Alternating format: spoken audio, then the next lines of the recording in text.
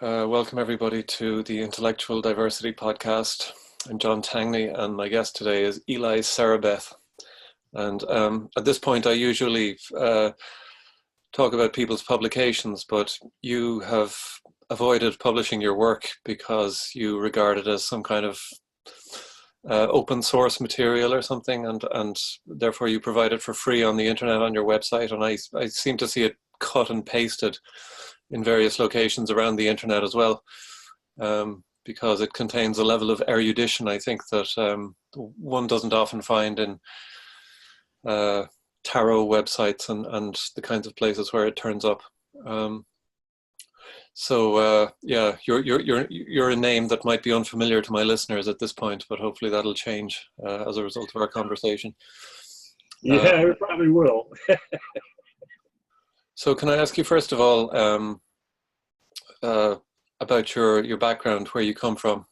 Well, where I come from is, of course, my mother's womb. Mm-hmm. And then from there, I was born in the United States of America. So I come from Washington State, good old evergreen state over here. And let's see, I was born a psychic. So it's real hard to explain to people what a psychic is. They think it's something you know, usually a charlatanism, a smoke and mirrors, but it's not. I was born seeing auras, and so I was interested all my life in the metaphysical. So I've been studying the metaphysics on and off in every direction I could go and afford to go to find out why I could see auras and other people couldn't. I mean, it was kind of strange to me. I was born seeing them, so I thought everybody saw them. And lo and behold, not so. So it kind of signaled me out in the world like some kind of, well, there's a strange kid, you know. But it didn't bother me. It didn't hamper me. I was into sports. I did all these things. And I graduated high school and joined the U.S. Navy. And I did my tour in the Navy, and then I got out of the Navy. But the reason I joined the Navy wasn't because I was the most patriotic person in the world. It's because, well, the GI Bill. You know, they paid for your college. So I liked that idea. So I got training in the Navy, and I went into Chula Vista, California, the University of Theology down there. And I got my DD in theology because metaphysics and theology seemed to be quite close. And then I found out they weren't. Theology is more of a superstitious fear of knowing that there's a God out there, and you've got to run around and do everything you can to please him, or he's going to smite you. And I wasn't into smiting, so I said, you know, something's wrong here. So my first shock for your viewers and yourself is I did write a paper. I don't think it'll ever be published. It was called The Universe Divine Masturbation. So, so God's pleasing itself, and that's really what's going on here. It's one great energy that has made itself into many different transformations. We call them beings, or quarks, neutrinos, and stars, and planets, and people, and critters, and plant life, and whatever you want to call it. It's all energy. And there's only one of those, according to physics, which is the first law of thermodynamics, I believe. There's only one energy that cannot be created nor destroyed, only transformed. They forgot to add and transmitted. As healers can transmit that energy, and there are actually obvious healers out there that can do this. I've had it proven to myself. And so I studied hard. After theology, I kind of blew that out of the water and got into Tantra, Hindu, and got into Gnosticism, and got into Kabbalah. So, long story short. And in Kabbalah, which is simply a very fancy word for saying receiving. Because the theory is we're living in amnesia. And all we have to do is remember who we are to pull ourselves out of it. And did you find people in the formal education system who were able to help you in studying this stuff, or was it something that you had to do completely solo? it's real hard to find in a formal education system. You'll find it in seminars and things of that nature, but in academia, you know, there's a bit of a, shall we say, a bit of a hiking of the nose. And if it isn't on the plate in front of you squeaking, it doesn't exist, okay? So I had to go through more, what do they call them, fringe sciences. And messing around with the fringe to see that I wasn't totally whacked.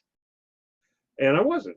And there are a lot of people that have done these things. You'll find it all. If we were in India right now, we'd probably find about 300,000 yogis that all see auras, you know, and stuff like that, because it's like fourth dimensional sight. That's really what it's like.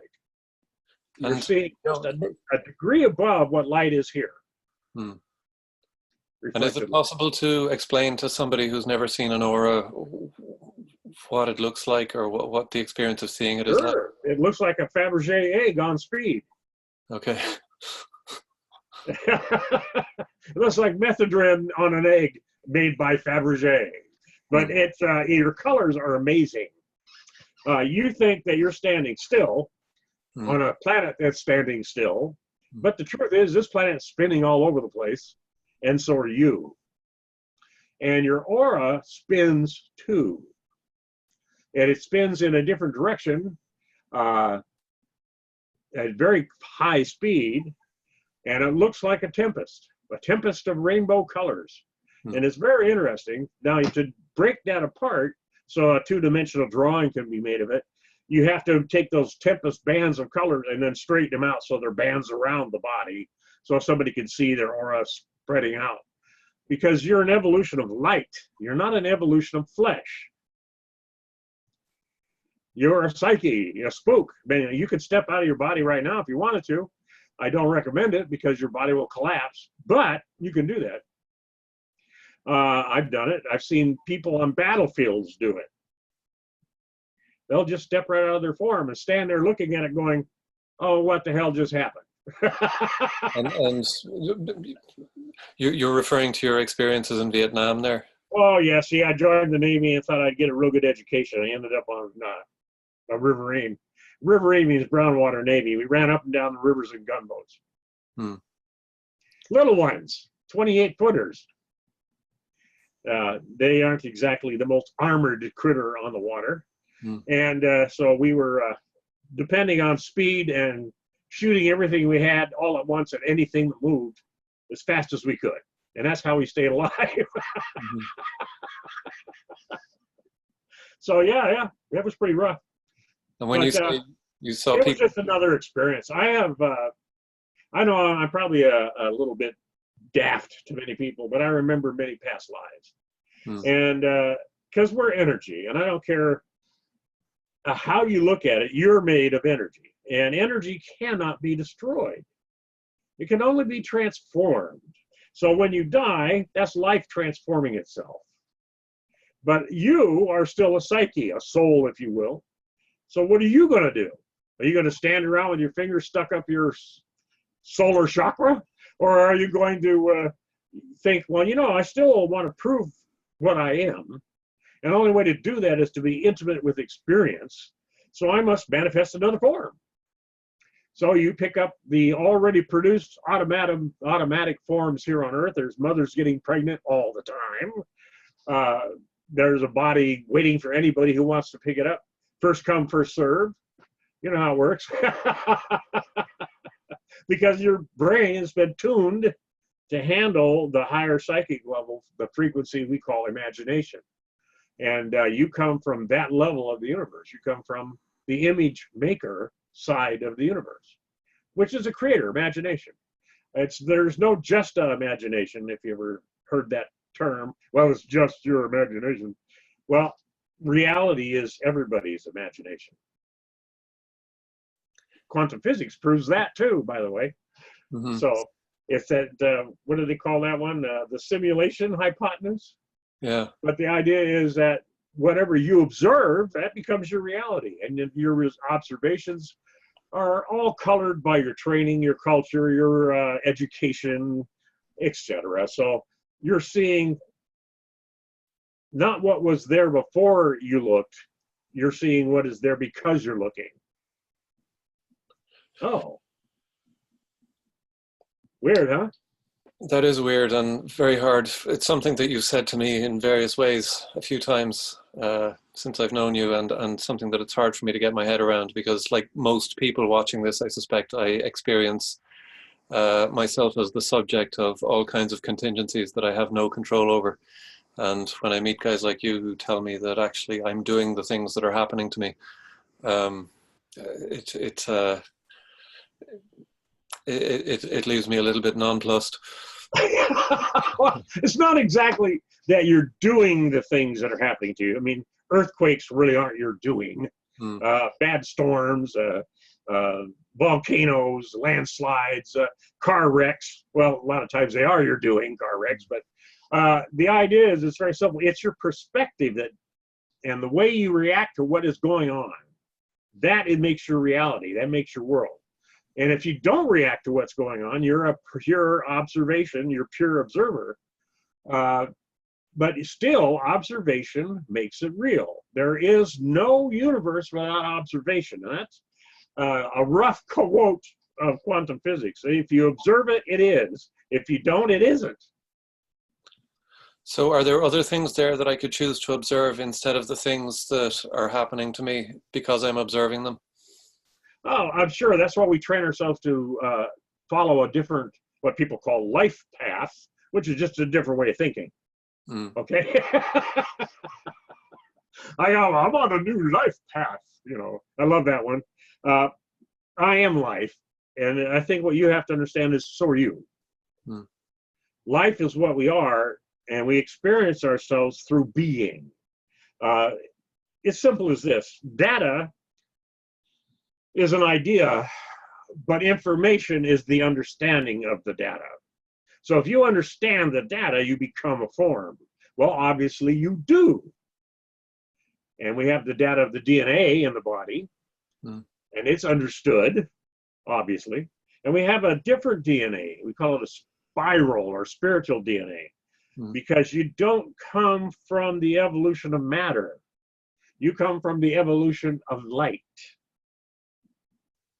And light, most of it's invisible, 99% of it. So what you are visualizing, what you are seeing is reflected light. And being that it's a reflected light, it's self-reflection that really builds your life. So, this sounds complicated, but it's not. It's not. But what we have done is we look into the mirror, and the reflection in the mirror, we wait for it to tell us what to do. And we wonder why we're all thinking upside down.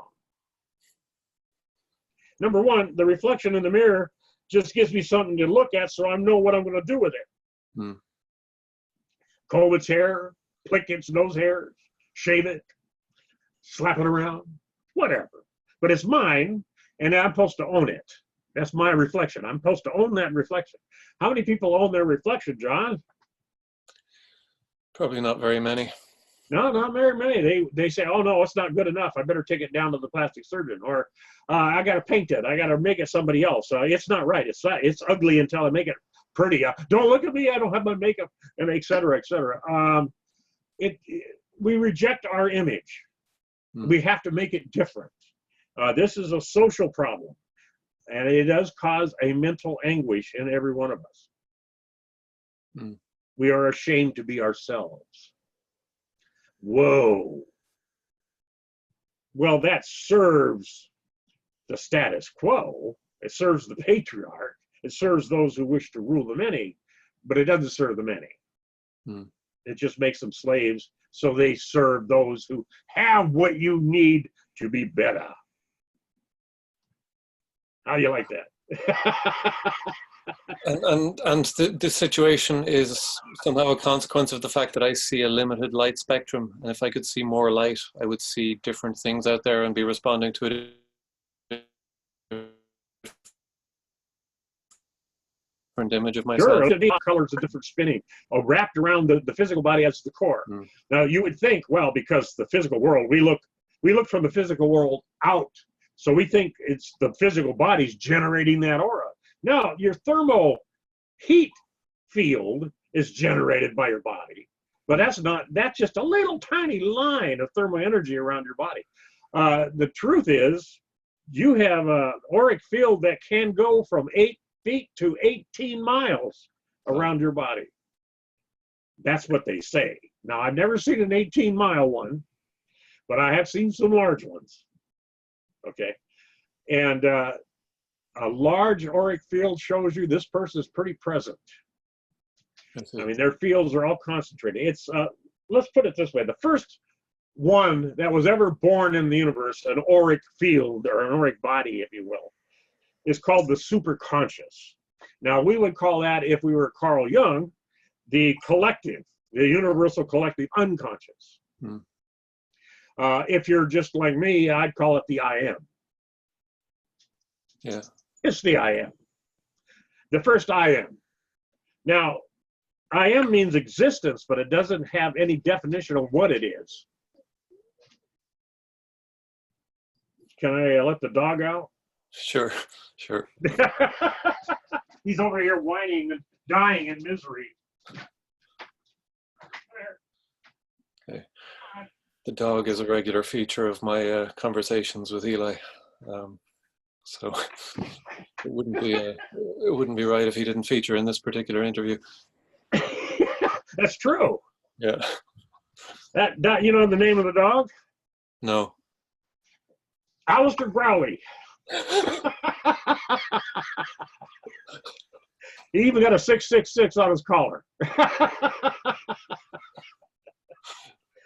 Crowley, the Crowley, he was, when I stumbled upon him, his stuff, I started reading things that were starting, he sees it in a way that makes a whole lot of sense. Because I was seeing that stuff all my life, and all of a sudden here's a guy writing it all out, being very brave in his day.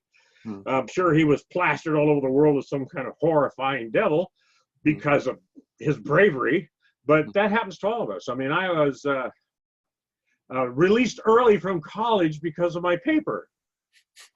They gave me an honorary, really quick PhD, or DD, real fast to get me out of there because that paper was controversial. But anyway, there's only one I am. So we call it the collective.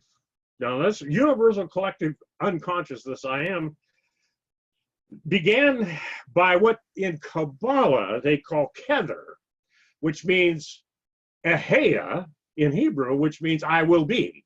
So we have the first shout in the universe, the first frequency, the first movement, which is I will be, which is I am, which is existence. But it doesn't say what it's going to be. And it's still finding out what that is right now. It's being whatever it can come up with. And the data has been growing for 14 billion years. So we've got a whole lot of ideas of what I am out there.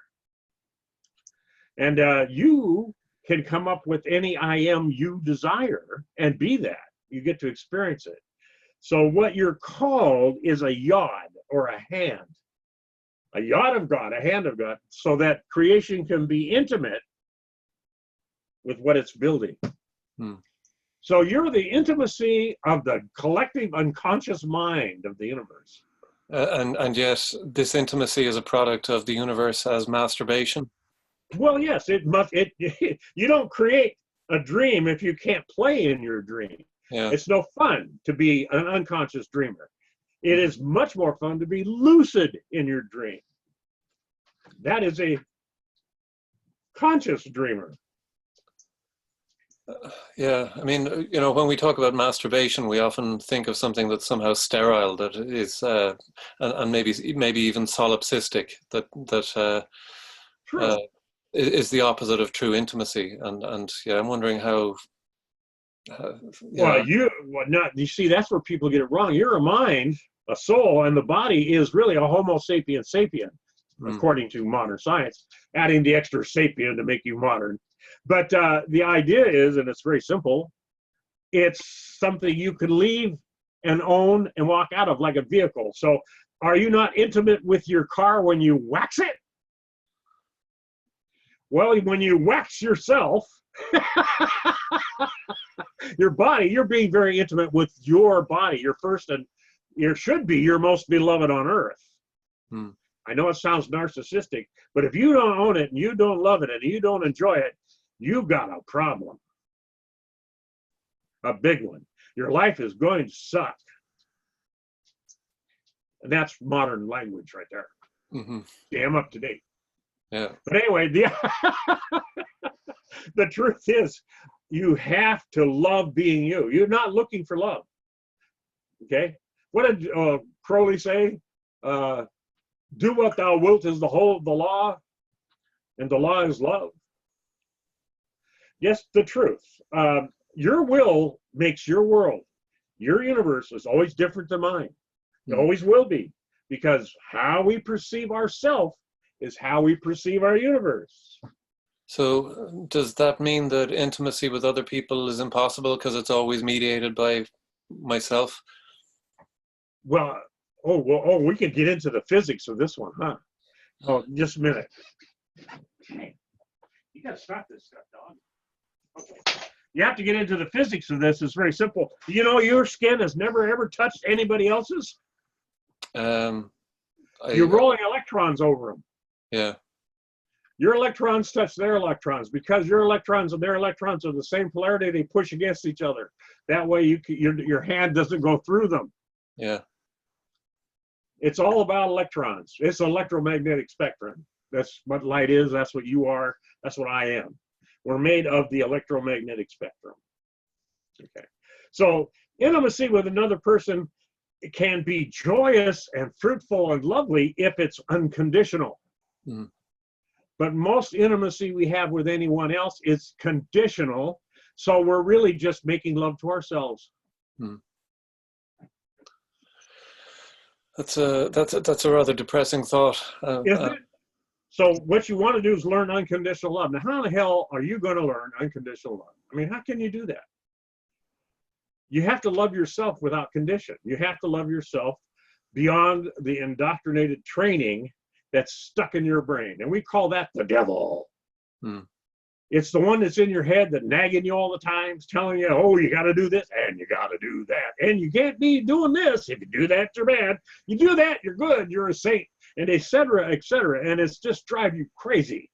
It's just loops of data running in the brain and not necessarily good ones. Hmm. So what you want to do is, first off, as an intelligence, own your brain.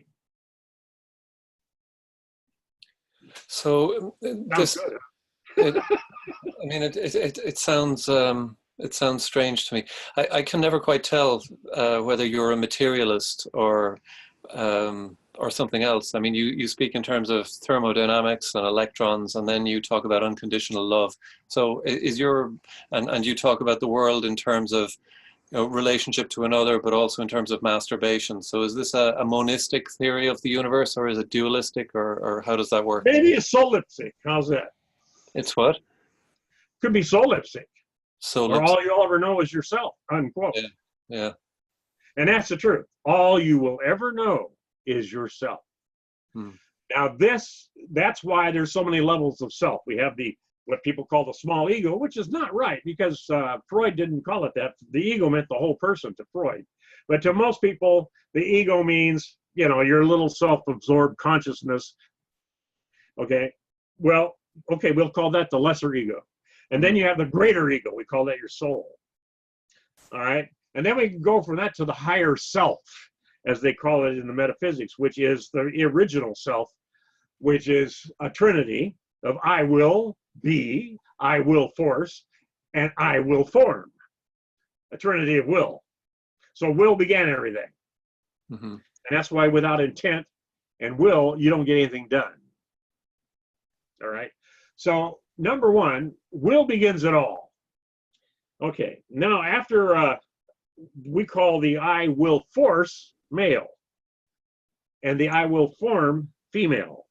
So that's why she's always a cup, to hold the male energy and give it form so that it can become something. Information. All right. I know this is a real quick rundown, very fast. This is but we're just on a little podcast here. I can't go through everything. But the idea is that is the gist in the middle, so to speak. All right. Now, you're going to get to the point where you realize all you are and all you ever have been is will.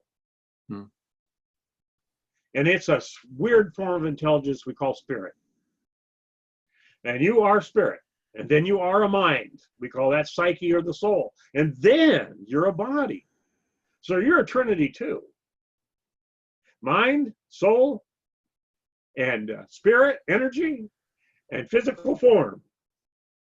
And you're trying to get all three to see the same universe. The spirit sees a macrocosm of everything as itself. Everything is I am. The mind likes to separate itself from things to examine them. So it thinks that, well, other. So it goes, that's where we get other. The lover, the most beloved, the male, the female, the positive, negative, the up and the down, the in and the out, the space-time. We get other in the mind. And that's very important because without other, there's no communication.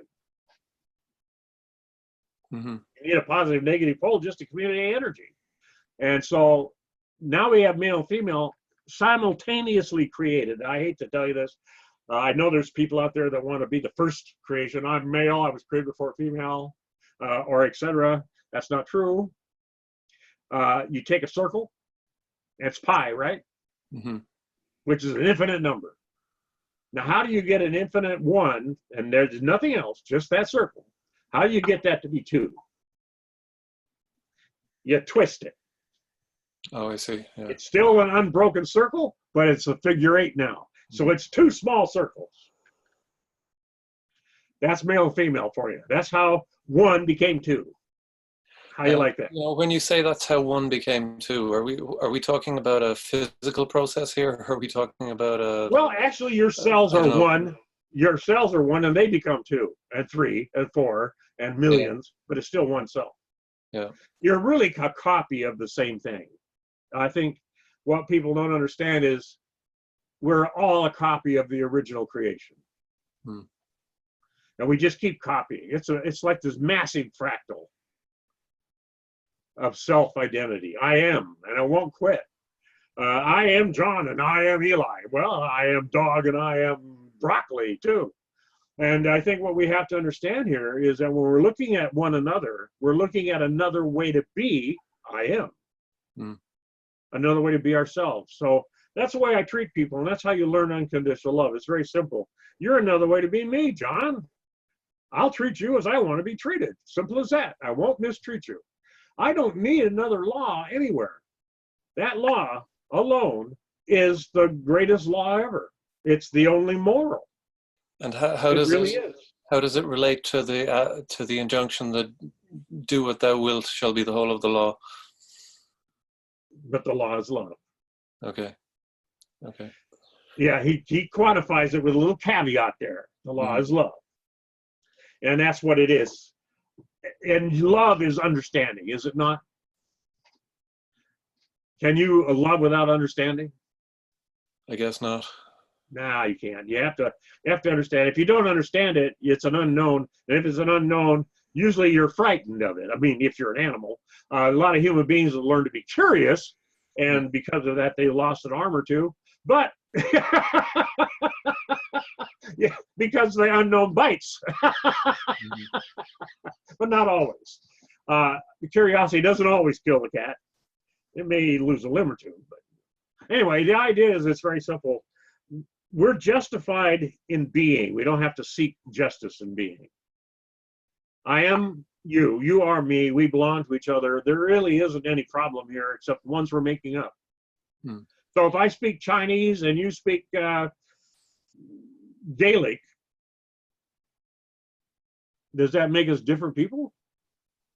Or another way to be the same person? Oh.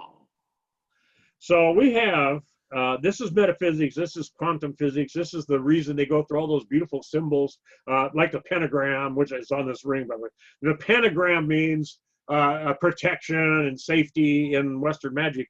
But John, your head 2 arms and your legs out make you the pentagram. Hmm. So you're already safe. It is a symbol of man. That's all this pentagram ever was. People forget this stuff. It's a symbol of man. Okay. How did you come by this knowledge? I mean, most of the things that I know I read in books, and for them to have any authority in the world where I operate, namely the academic world, they sort of have to be things that, you know, various people saw and agreed were there, or things that people found out experimentally. But this knowledge that you have of the cosmos and the way that it works and the way that human psychology, as you understand it, works. Like, how do you come upon? Well, I did a lot of reading, of course. Yeah. I read so many books that I can't even go through all the ones I've read. I used to read 35 books a month. So I read all kinds: metaphysics, quantum physics, theologies, mythologies, even Joseph Campbell and all his stuff. And then I got into the tarot, which most people classify as entertainment. In fact, if you will go under business licenses, they classify tarot as entertainment, which is not what it really is. It is actually the language of the unconscious, because the unconscious talks in image, not in word. That's why if you really want to know yourself, you have to dump all the words that you think you are, because they're not you. This makes it tough, but I read a lot of books. I've even read Zachariah Sitchin. I've read Carlos Castaneda, even way back there. All kinds of books, and Carl Jung, and Freud, and Fromm, and a lot of those other ones. But there is a little bit here, a little bit there, and a little bit there. You put it together, it makes a picture that there seems to be missing. So it's like everybody comes up with a part of this blueprint, but when you put all these parts together, you get a whole different building. And it did work out that way, especially when you started reading Sumerian tablets that Zachariah Sitchin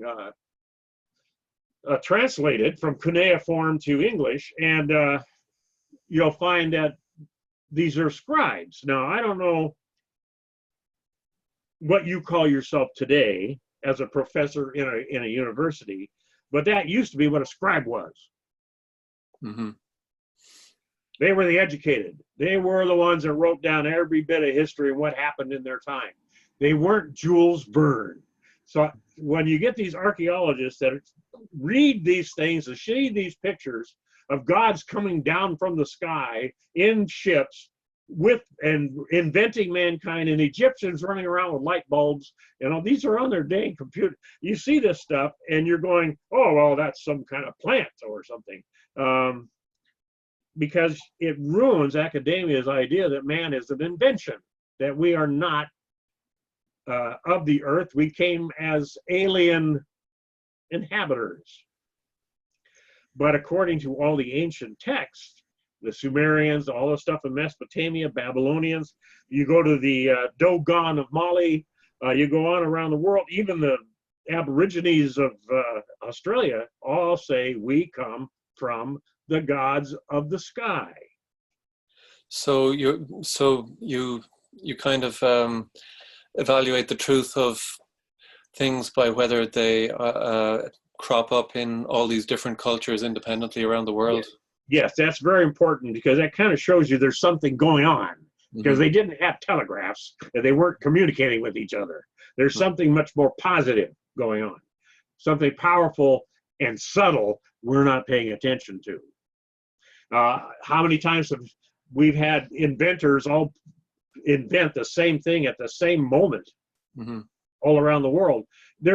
We have a large mind, the collective. This stuff is coming from the collective.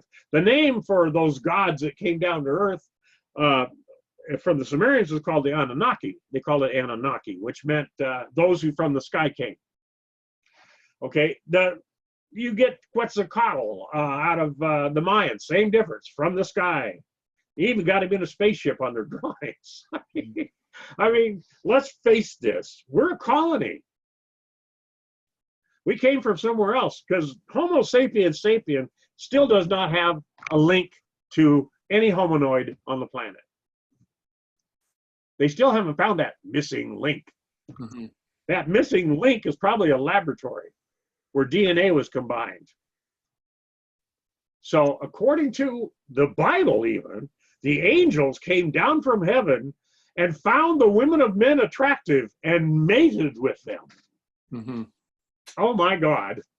How come they didn't scratch that one out? That just means that we're sharing DNA with angels now. Isn't that something? Yeah, I mean, I'm hearing in my mind the things that my skeptical fellow academics would say about this. That you're speaking of a mythical age in the development of Homo sapiens, when they tended to come up with I don't know, fanciful creation myths in order to explain where they came from, but that gradually those myths gave way to the scientific method, and that's why we don't experience, or we don't, most of us experience aliens coming down in spaceships, or talk to the spirits of the dead. Well, in your view of things, what exactly has happened in modernity and with the coming of the scientific method that has made most of us sort of alienated from the kinds of experiences you're talking about that people had in ancient times?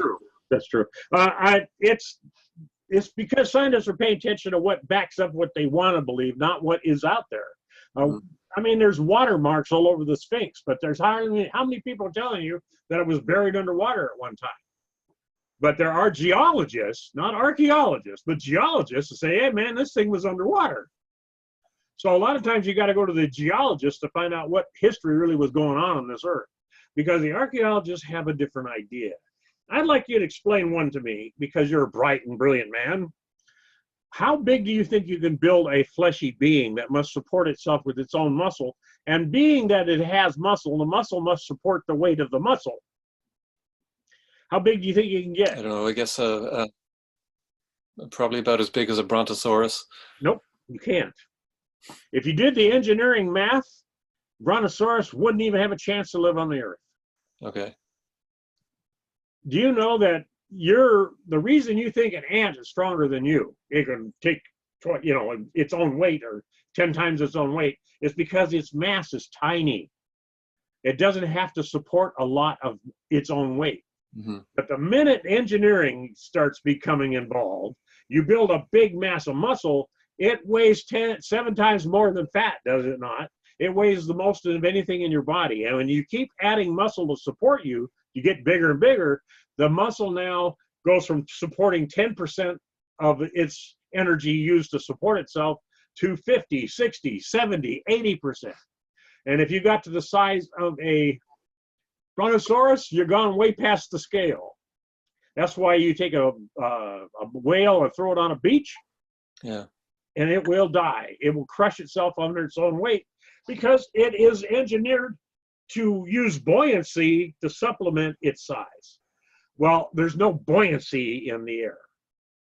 So we have a problem. I did the engineering math, and you can't get much bigger than a woolly mammoth. That's about it. Because right then, they're using almost 75% of their muscle just to support their weight.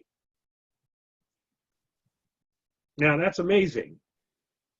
So why do you think paleontologists believe that there were we got the bones all over about the Earth? Right? We've got the bones. We have to explain how those big, gigantic bones got there.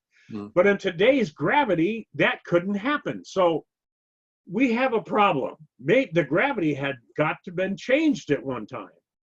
How do you change gravity? Add more mass. Well, now we have gravity. You got to work together. Planet, you get a big bowl, and that's gravity. Well, do you think the moon came a little later in life than we thought? Because that added mass, and that added gravity. And it's in the dimple. The moon bowl shares the earth bowl.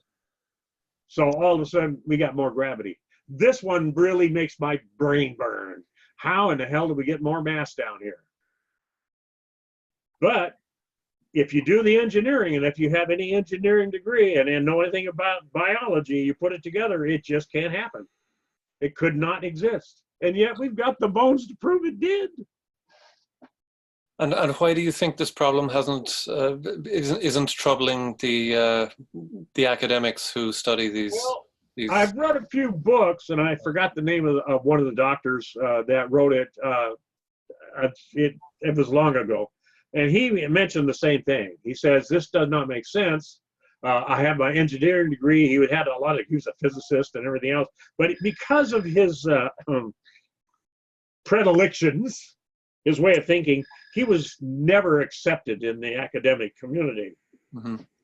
So you're not going to get it published by anybody with the old nose in the air trick. You're going to get it published only by those upstarts that are on the fringe who really say some of this stuff doesn't work, guys. Some of this stuff just doesn't work. You've got to pay attention to it. It's real easy to ignore it and make up a theory, but I'm sorry, there it is, right in your face, looking right at you. There's no way you can have a brontosaurus on this planet today. Even if you had the ability to build such a critter, it wouldn't exist unless you put anti-grab suits on it. And so we have a problem. This is why I always look at things like, wait a minute, you're not explaining something here. You're missing a big picture here. Number one, scribes are science fiction writers. No, they're not. They write their history as they knew it at their time. They were their most educated people of the day. And they wrote down what they saw, what was going on. That's what really cracks me up when you got 500,000 clay tablets of the Sumerians that have been translated, and there's all about the gods that came to earth and built the Homo sapien and how they built them and why they built them. It's all right there. And yet, well, that was science fiction. It was Jules Verne's. It was the scribes, the only ones that knew cuneiform. Okay? I mean, when you start thinking about it, somebody's blowing hot air up a certain hole.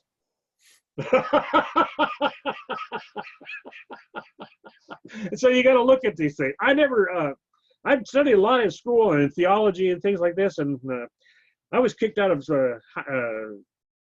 St. Francis of Assisi school as a kid because their God did not mesh with the things I was seeing in the reality around us. Because if my own dad, I mean, if I broke a rule with my own father, he isn't sending me to hell. Mm-hmm. He may put me in a room and say, you're grounded for about a few days, and I can turn that into any hell I want, but he's never going to send me to eternal punishment. Okay. Mm-hmm. So that never made sense to me. God is love, but God would do, no, that doesn't make sense. That's completely erroneous. My own father, who is a human being, wouldn't do such a thing. Mm-hmm. Okay. So you start thinking about this stuff, and that was my problem as a child. I was always thinking like that. So when they said stuff like that in the cataclysm at the school, I would stand up and say, that ain't right. And then out for a week, I would be learning at home. So I think what you could say, John, is I'm very curious. Mm-hmm. I look at things and then I come up with, well, there's something missing here. I mean, I don't buy a used car when the doors are missing. And I'm not buying data when the doors are missing either. And when you're saying 160-ton critter was walking the earth, and yet today, if you do the engineering and the cycle in the gravity, that's totally impossible. I mean, as simple as that. I see. So yeah, we got off on a little tangent there with the. Now you know me. Now you know me, Mr. Tangent. Yeah. I'd like to deviate back to what we were saying about tarot, and you at what point in your development did you get into tarot? And well, let's see. Important. Well, you're asking me to have a memory. Yeah. All right. Back in 1970s, early 70s, I got into tarot. because I stumbled upon Crowley and his tarot. And the Thoth tarot, which I think is excellent, really got me stimulated in what they're doing. What are they putting on this thing? What are these pictures really about? And I studied all the symbols. I went through all the mythologies to pick up the symbols, the Egyptology, the Greek mythology, the Sumerian mythology, as they call it, which doesn't seem to be much of a myth. And all this, they actually, it's all right there. Dig out the symbols, and like the pentagram and the hexagram, and they call it sacred geometry. You go through all this, and you find out that language is a lie, even though Thoth invented the language. But you know what they give this ibis-headed Hermes of the Egyptians? They give him a monkey as words. Now, and the monkey is what words do. They trick you. They're tricky. They're not really communication like we think they are. Okay? It's like if I say apple, you see a totally different apple than I see. There's a trick to words. So we have to give images because a picture is worth 1,000 words, right? I love that one, the old axiom, but it's true. And once you start understanding the unconscious thinks in pictures, so when you dream at night, you're not dreaming in words. You're dreaming in images. But with words, I can trick you. If I seem to like to be an academician of authority, and I'm an English master, and I look at you and I call you, well, you're just a jerk. All of a sudden, my word has power, and your head's going, what's a jerk? What's a jerk? Oh my God, I'm so ashamed. What am I, a jerk? In front of authority, I'm a jerk. Okay, this is a trick. No, you're the same thing he is. That's all, the same thing he is. There is no difference. You're another way of being him. So if you're a jerk, he's a jerk. We're all a jerk too. Hee hee. Anyway, that's the way I look at it. I just look at people like, I'm sorry, but words cannot define me. The only thing that can define me is image, because image is information. And yet images seem to be the opposite of definition in a way, because they're open to so many different interpretations. It's yes, like, they are. I love that, don't you? Words are reassuring in a way, because they give us a sense of certainty. But when I'm looking at tarot images, I feel like I'm looking at a Rorschach's blotch. I hear you. That's why you want to study Crowley's reasoning behind it. And Lady Frida Harris's art, which was avant-garde at the time. And once you see the reasoning behind it, it's hooked to this Egyptian philosophy, and it's hooked to this Greek philosophy, and then you got to study those philosophies, which are fun. Then you go into the Gnosis, which is Greek for knowledge, and the Gnostic Essenes, the Gnostic Nazarenes, the Simonian Gnostics. I mean, there's a lot of Gnostics, and you study them, and you start getting a clue about what all these images are about, because they're ancient images. In our society, images are Coca-Cola and Pepsi and, the Golden Arches. It's kind of different. So do you think that we live in a kind of a degenerate age where we've lost touch with truths that people knew in times past, or are we making progress as a species, or what's happening? I think people were thinner skinned. We're being thick skinned in this lifetime. They were closer to the spirit of themselves than they were to the brain of themselves. But we've taken the brain is ourself, and now we're using it and only it, what's been dumped into it, as our reality. And the truth is, it isn't. I remember doing some really crazy things and having something pull my little red butt out of the problem which shouldn't have never happened. There are things in this universe that defy common logic and physics. And we're having a problem with some of these. That's why they call it metaphysics, which is above physics, beyond physics. But I think they call that quantum physics nowadays.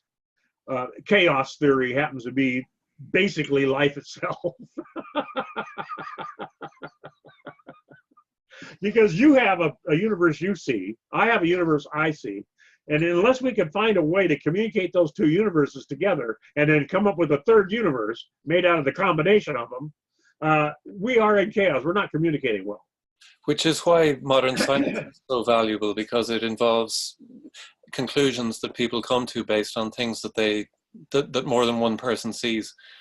And for people who have not had the experience of seeing auras, or have not had mystical experiences, you know, when they meet people like you and others whom I've interviewed in past episodes of this podcast, they can never tell whether they're dealing with people who have access to some reality that most of us don't have access to, or whether they're dealing with fantasists.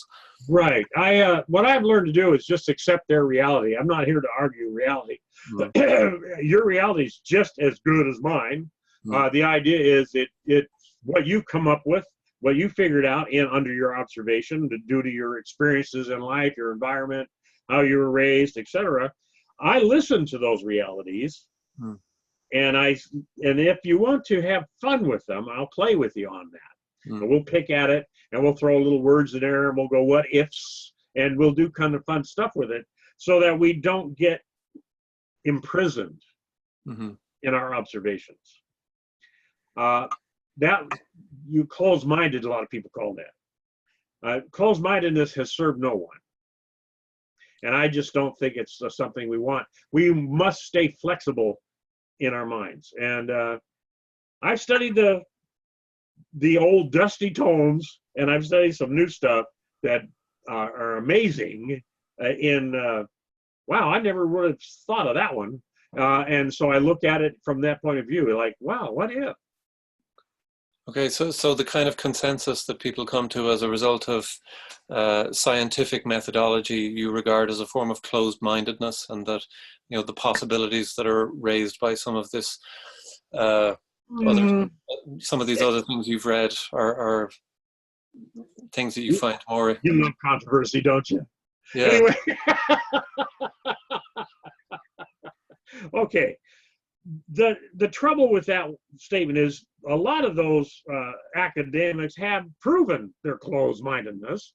Like 100 years ago, physics has changed a lot since then. Yeah. Okay, but at the time, the people that discovered, you know, like the Earth was not the center of the universe, were ostracized by the local academics. Okay, and you're going to find that is normal throughout our history. And that if you really come up with a discovery that ends up being the future discovery of everybody else, you're going to be ostracized. They're going to kick you out faster than they can go. I mean, it's you know, even the discovery of what was the name of that lake, that big gigantic lake that they think the Amazon comes from. In Africa, I mean in South America. I forgot the name of the lake. But anyway, even the discovery of that got the discoverer ostracized, and et cetera, et cetera. So the idea is, it's very simple. Academia puts an awful lot of belief in hierarchy. You know, you got these type, and you got those type, and the new guy couldn't know nothing. I mean, Einstein must have been a real ostracized person for a while, because he wasn't even a physicist. He was a patent office clerk. Yeah. And yet, you know, that may be true, that people resist those who come along and disrupt an established paradigm, but measured by our ability to affect things technologically in the world, it would seem that science is onto something, and that it's making progress. Yes, mechanical science is great. There's nothing wrong with it at all. It works. The trouble with a lot of it is we don't know what we're dealing with. It's like we have electronics, but nobody can explain to you what electricity is. They don't know what it is. They just know it's there when you do this and when you do that. And then when you have a magnet, you got electricity. When you have electricity, you have a magnet. They don't know why. They don't know what it is, because electrons don't flow along copper wire at the speed of light, which Yeah. electricity does.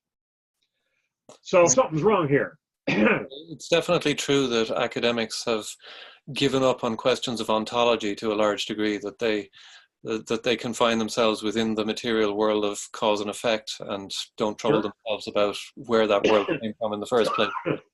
But it would be very fun if we all figured out that electricity simply is will.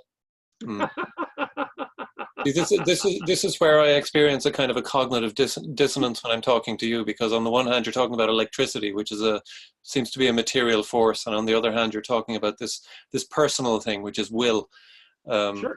And you know, the scientific view is that persons emerged from the conjunction of various physical processes, whereas you seem to be suggesting that these physical processes came about as a result of some kind of personal will.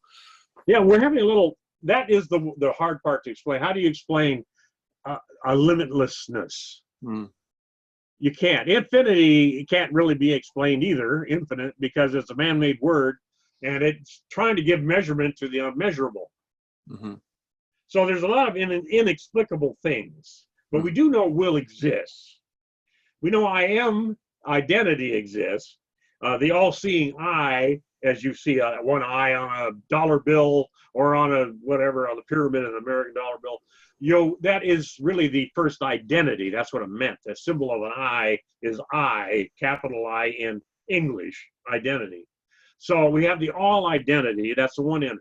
So we all know everybody had an idea. There was just one something. And then from that, everything else came. In Kabbalah, that would be called the Ein, and the Ein Sof Ur, and which is the Ein Sof, the Ein Sof Ur, which means limitlessness, limitless light, and limitless potential. Okay, so,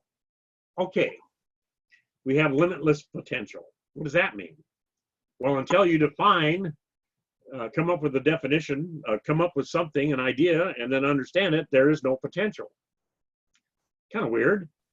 There's a lot of, we're talking about quantum physics too, which tries to explain to you why an electron, when you give an atom more energy, why the electron disappears into a different dimension and reappears in a larger ellipsis around the atom. It doesn't expand outward, it disappears totally, pops into a different dimension somewhere, and then repops in a different orbit around the atom, a larger one. Nobody can explain this. You're getting into that area, and so am I when we're talking about will. We're talking about, I don't know where it comes from, but it pops in and makes things happen. It's the same will that drives a mushroom through asphalt.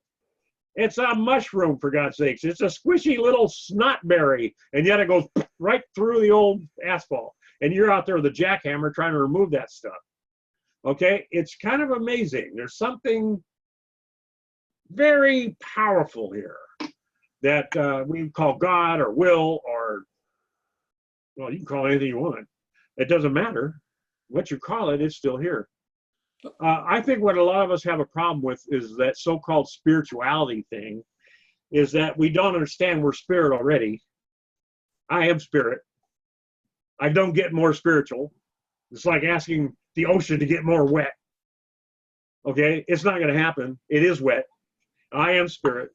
So I'm not here to ascend beyond body. To me, that is a ridiculous thing, because it's been 14 billion years to get to this awareness.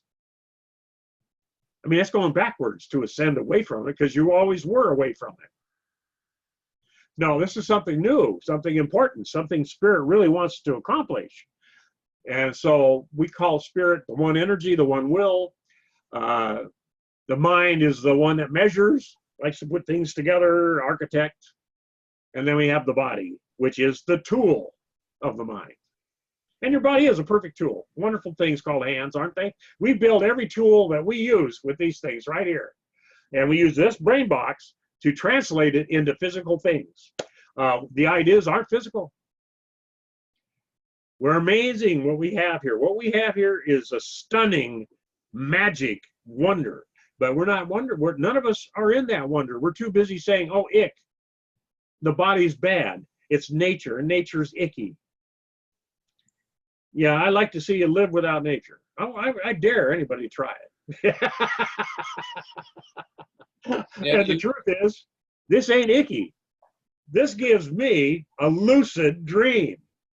I can taste it, touch it, I can adjust it, I can fix error in it when I see it immediately. I don't have to wait for 300 years of evolution. so when you spoke about your time in Vietnam and seeing people step out of their bodies, where were they when they stepped out of their bodies, or where were they going? Dead. They were They what? were dead. They got kildified. Yeah, and the part of them that stepped out, where was that? They was standing there looking at the body going, what just happened? Okay. You see, it starts dawning on you when you don't have a body that you aren't from a body. Okay. That you came to a body, not from it. You're an evolution of invisible light that we would call intelligence somehow or another. And what's sparking through that body right now is electricity, but a very fine biochemical electricity, which is more your identity than the body. And so it has an existence separate from the body. Yes, it's all over the universe. Okay, and I see. And so the ancients call that astral body. So you have, according to the yogis of that, you have a superconscious. We translate that from Sanskrit. You have a causal conscious body, a causal body, the body of causation, a mind. This is all mental, all of it. You have a mental body, which is the one that fixes the cause into effect. Then you have the emotional body, which ejaculates the idea, emotes it. So that's your phallus, how you go. Isn't that beautiful? And then you go to your astral body, where you dream in your mind. And then from there to the etheric body, which is a microwave grid around your form that keeps your atoms from bouncing away, like a grid on a microwave oven. A grid in the window in the front that keeps the atoms, the little microwave, bouncing between the grid. They can't get out. You have such a thing called the etheric body around your body.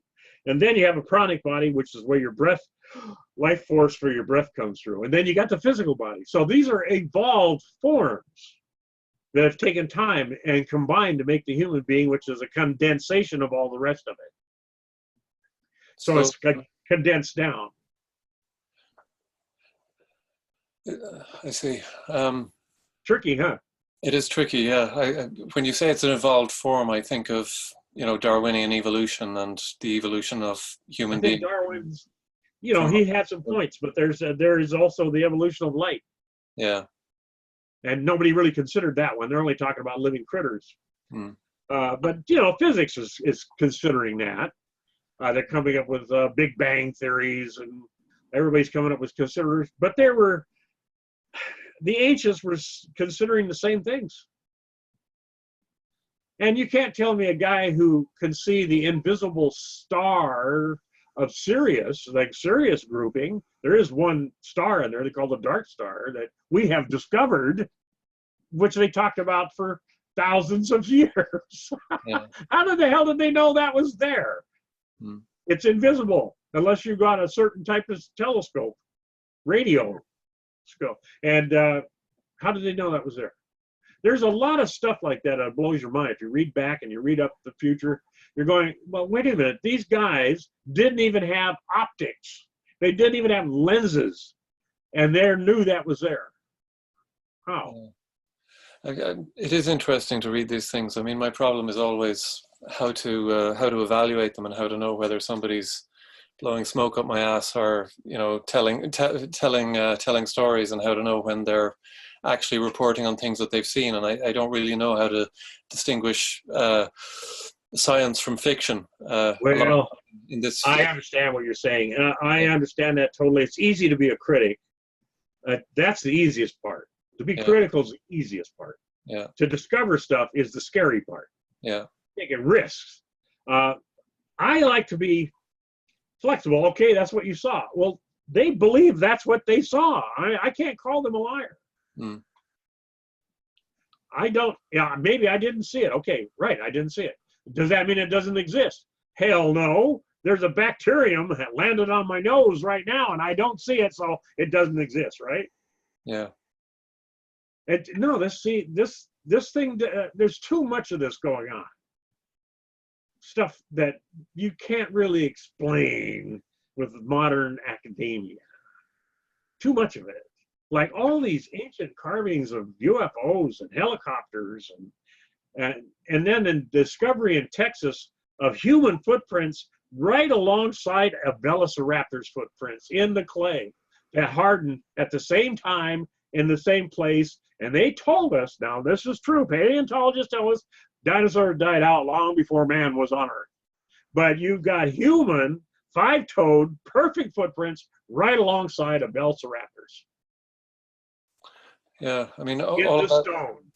yeah, all of since I'm not in a position to go and date those things myself, I just have to sort of suspend judgment about them, I guess. And most of the people I know who are into this stuff are people who have had some experience of non-ordinary reality themselves that has led them to be credulous about things that science doesn't credit. Yeah, and these are geologists are the ones that went down there and proved this, because the archaeologists kind of went, the paleontologists kind of forgot about this stone formation in Texas, and it was under the bed of a stream. It's been there as fossilized clay for a very long time, and these footprints are just as bright and clear as if somebody just stamped those puppies in there. Yeah. And I was watching the program that was doing it. Their geologists are out kind of making paleontology a little shaky in a lot of areas, because geologists are just telling you what the rocks tell them. Yeah. You know, this is the stone, this is what it does when this happens, and this is what it's telling you. And so the time date periods are different. It's kind of interesting. I like, if you kind of noticed, I love to jump around all the sciences, all the theologies, and dig out stuff, little kernels of knowledge that, and find out what happens when you put all these together. And I thought I'd get popcorn, but I ended up with a whole dang blessed philosophy instead. And I went, wow, these really fit together. Something curious here. And, you know, curiosity, I'm sorry, but I love curiosity. Yeah. I just have to find out. You know, I've read Green and his theories on quantum physics, and I think I'm going more for the theoretical physics than I am for the mechanical, simply because it's more fun. But I understand friction and the mechanics of the thermodynamics and all those things. That's wonderful stuff.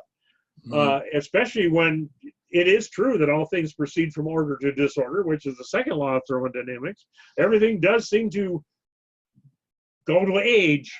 Everything goes right back to chaos that it came out of. So we're like the electron. We pop into somewhere else and then we pop back. And just like the electron. The only thing I think, John, is we've lost wonder. We stopped wondering. You take a look at the human being, it's a wonder. It's a wonder. It's a collective of one cell.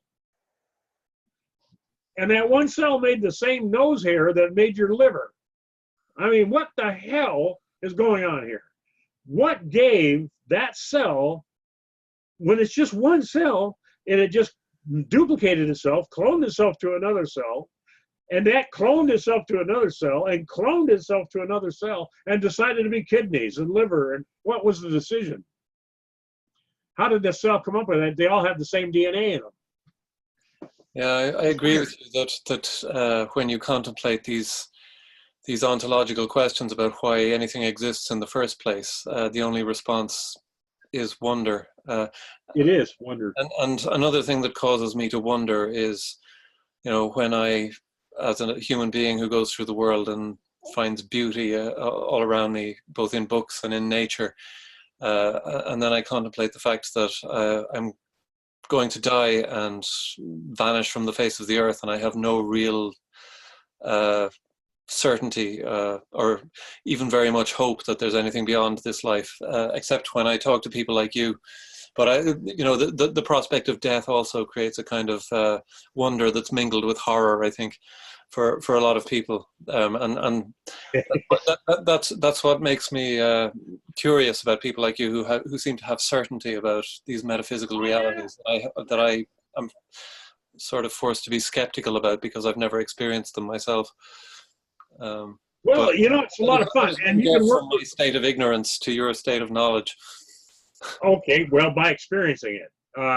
As simple as that. I mean, I've talked to the dead, especially like when my best friends died in Vietnam. I held half of his body in my lap. The other half was gone. Yeah. And he was dying, and he looked at me, he said, I don't feel anything. I said, that's dying. And he goes, what do you mean? I mean, that means you're dead. He goes, what? I said, it means you're dead. If you're screaming and hollering, that means you're going to live another day. Okay, but you're not. And so I know you're dead. And he goes, well, what's the good about that? I said, well, you're going to leave this place. I mean, I don't have time for grief when I'm working with the dead. I can grieve later over a lost friend. But while I'm working with them, I just work the mental thing and help him realize that this is a cool trip, man.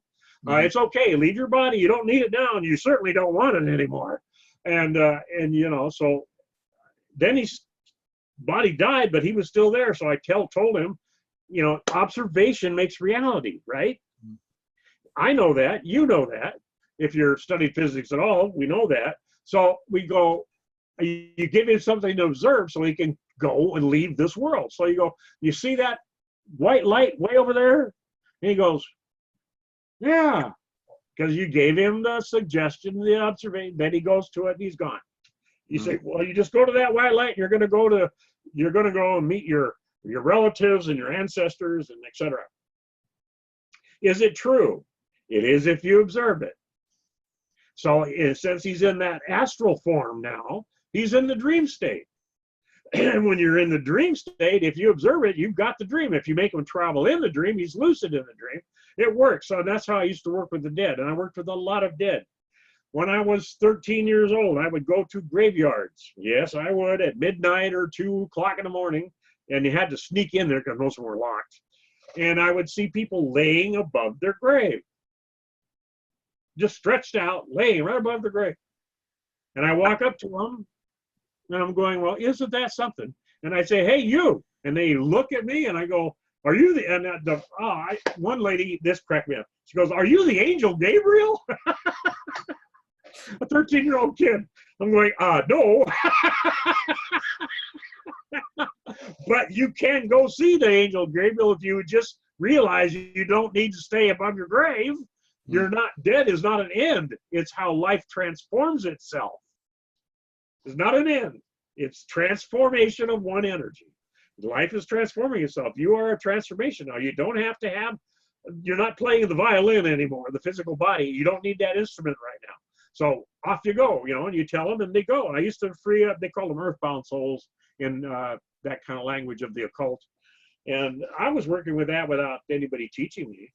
I just knew that they're bound. What are you doing? You're wasting a bunch of time.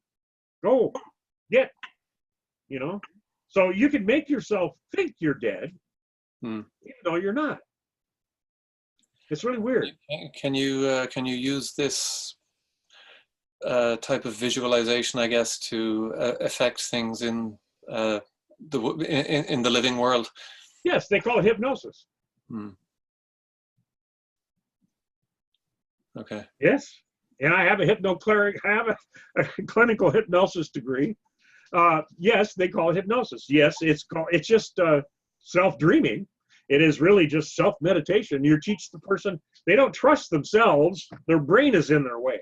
It's full of junk. I'm ashamed. I made up. I'm a liar. I'm a this. I'm a that. All this junk's in their head, and they don't trust themselves.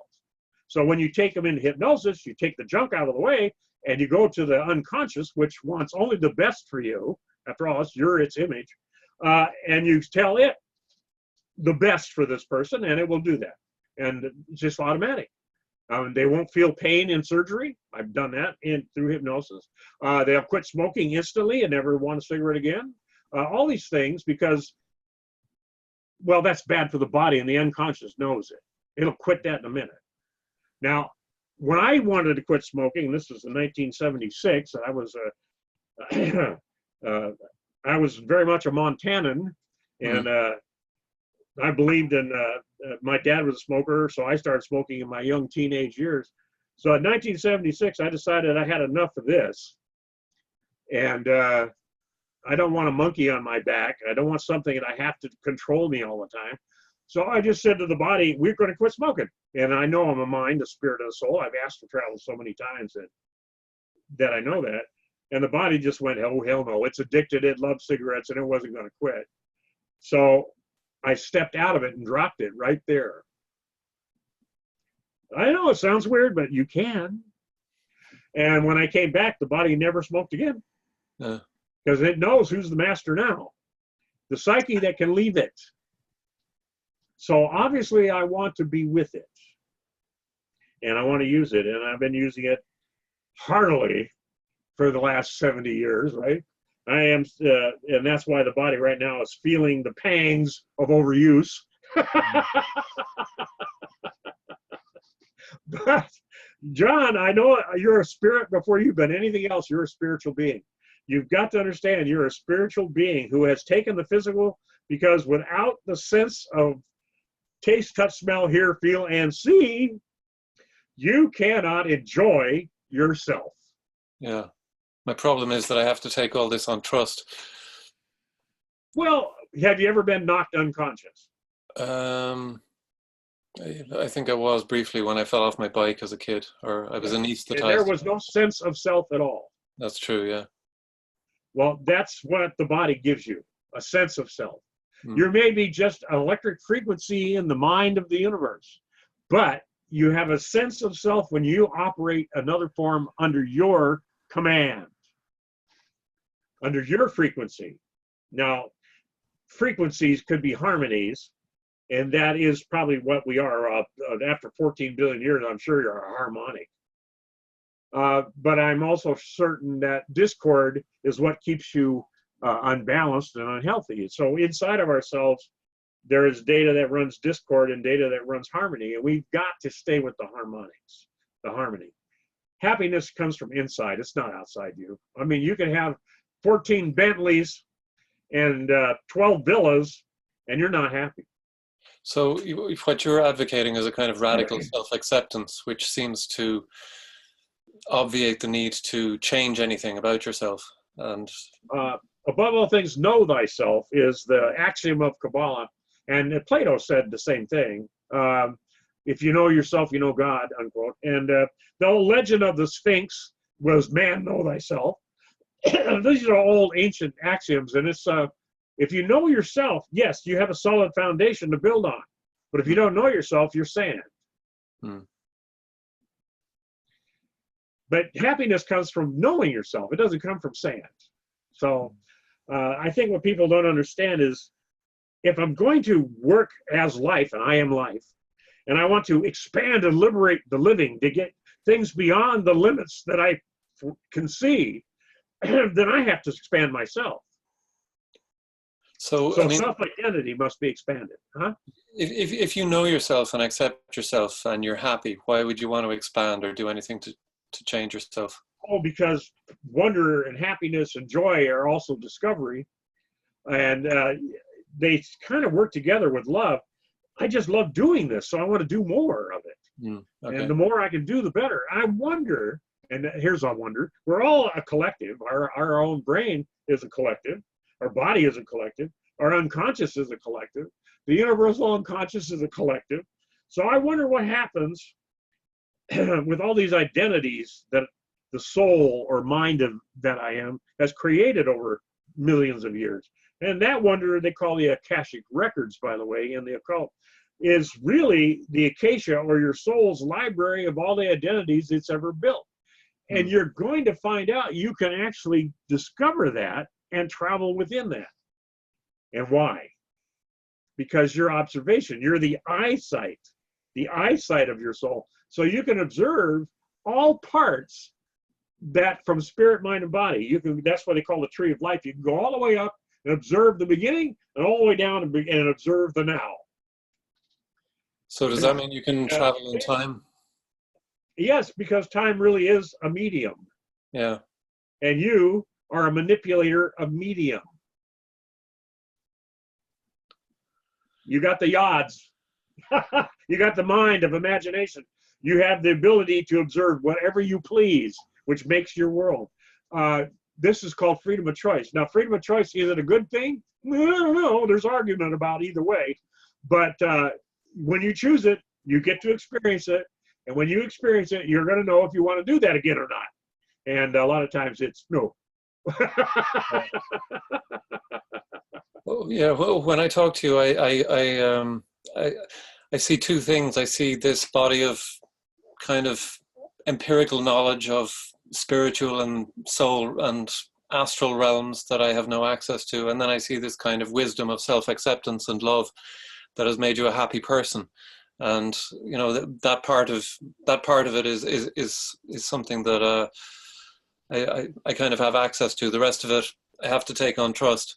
It's something that works for you, obviously, even if I don't know whether it's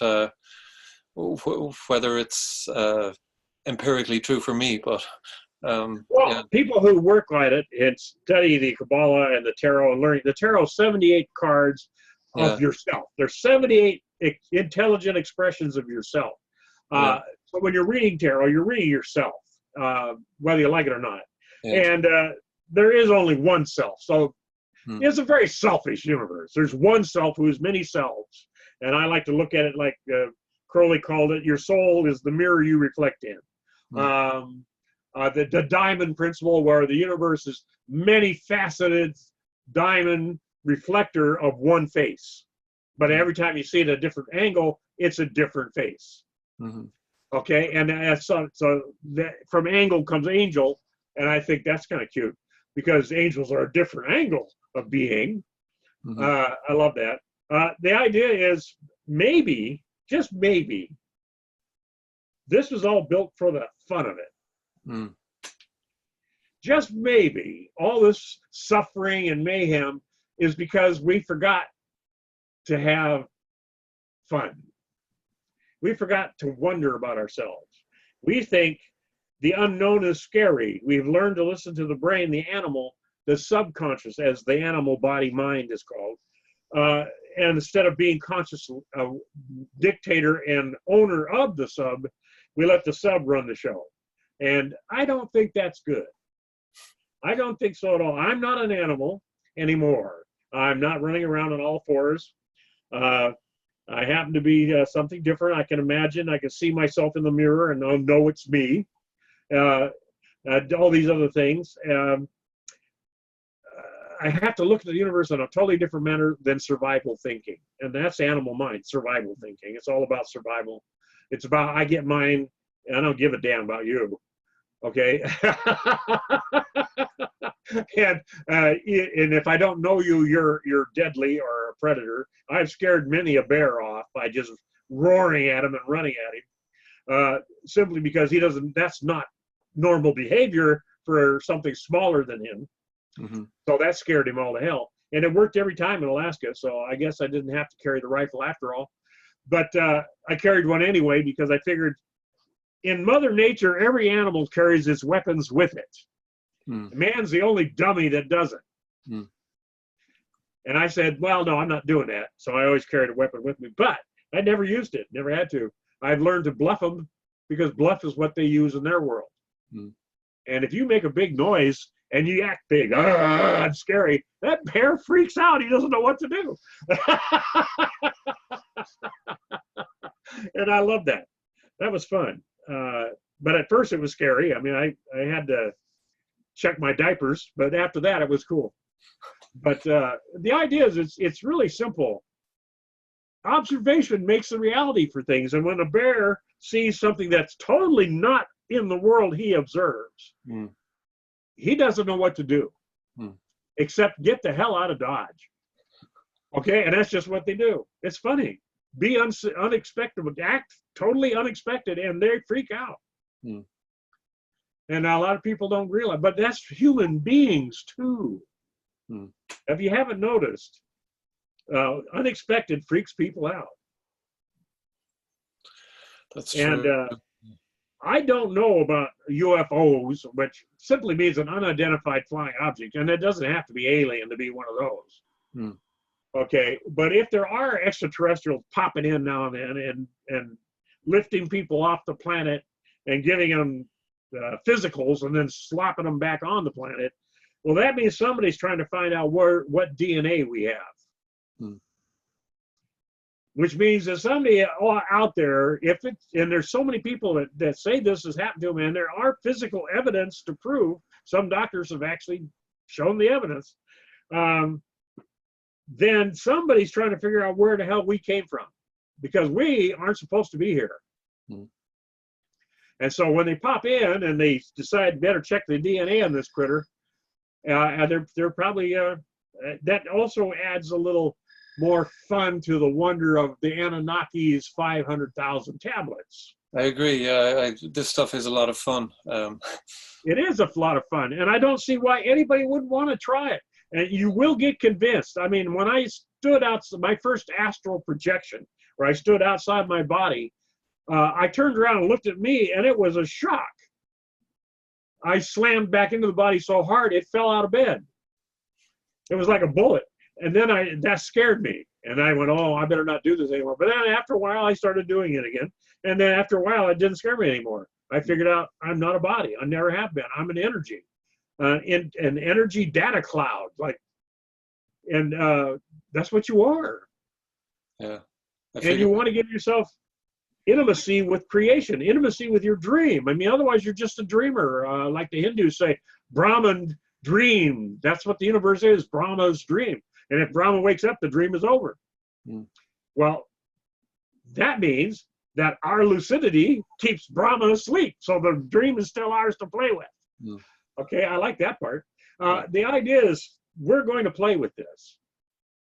Okay, we've got a planet Earth, a little blue marble in the end of an arm of a spiral galaxy, which is just a little galaxy amongst trillions of galaxies. And yet this little blue marble is doing the Goldilocks thing. Everything was just perfect for life to happen. And life came from space as a spermatic. Mm. And that they're trying to prove it. The spores came from space.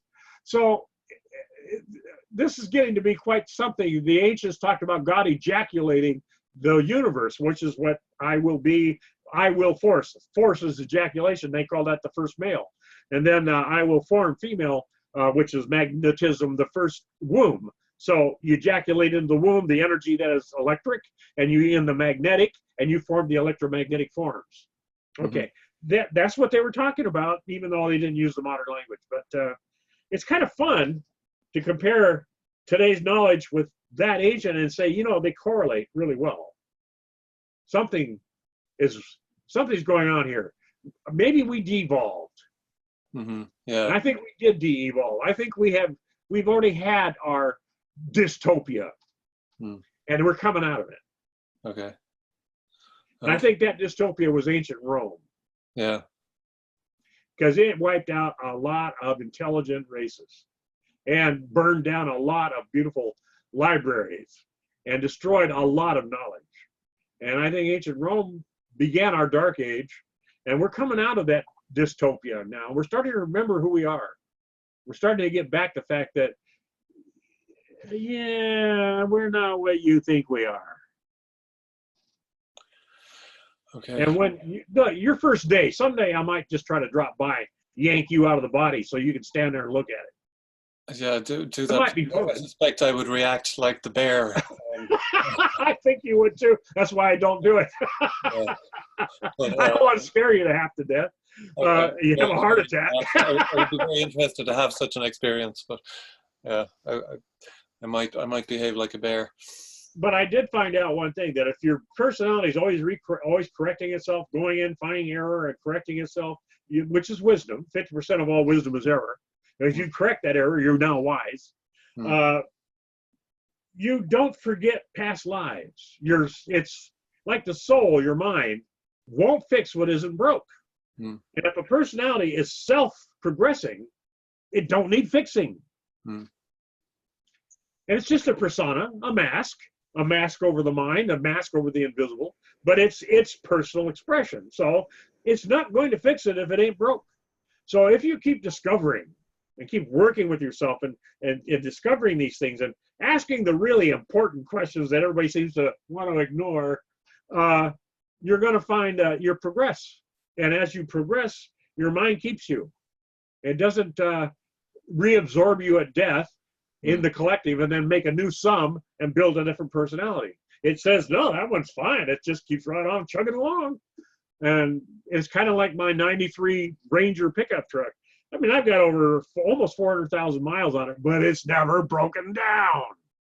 So I never sold it. I mean, you jump in, boom, you're gone, and you get back. I mean, I love the damn thing because it won't break down. Well, it's the same thing with your personality. If it won't break down, it's a keeper.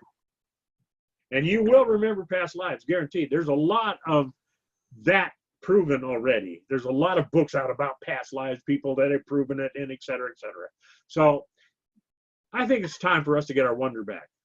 Don't you? It makes me happy to be wonderful. Yeah.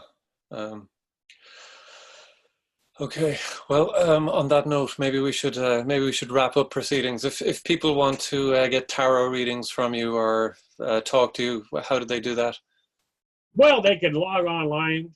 The website is Eli Tarot, strikingly, S-T-R-I-C-K, I misspelled it on purpose, Lying.com. I'll put that under the video when I post it. Right, and that's all. And when they do that, they can read the blogs that are on there, which is really my published work, but I don't copyright it because it's our knowledge, it's not mine. Yeah. I'm sorry, that's the way I see things. I think it comes with the unconditional aspect of looking at everybody as another way to be yourself. All of a sudden, you don't own what owns us. And that's the way it is. We are knowledge. Let's just face it, that's what we are. Yeah, your essays on the tarot are well worth reading. I'll tell people that. It's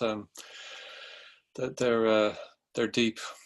It's okay to laugh at yourself, and it's okay to enjoy being you, and it's okay to enjoy making mistakes. And I do love make mistakes because once I'm making them, I know I'm making something, and then I can fix them, and then I can correct it. You can correct mistakes, but you got to create. And if you're not making mistakes, you're not creating.